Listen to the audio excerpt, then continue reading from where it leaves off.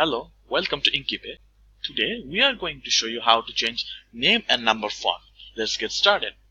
Go to Design, then Manage Fonts. Here we will find all the available fonts. Now we need to choose a font so that font can be available for name and number option. Before choosing a font, we need to make sure that the font has a number feature. So let's choose a font.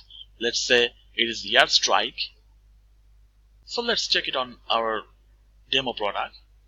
Let's click on name or number, select name and number, save it. Then let's try to change the font. Let's search for Strike. See, the font isn't available. So we need to solve this issue. So let's go back to our admin. So here is our font. Scroll up and we will see a column named name number. Scroll down and let's find our font again. Here is our font. We need to click on this checkbox under the name and number column so that the font is available for the naming and numbering.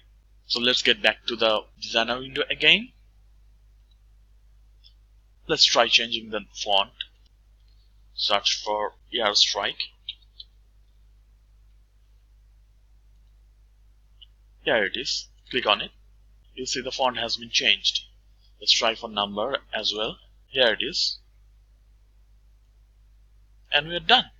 This is how you will change the font for name and number. Thank you.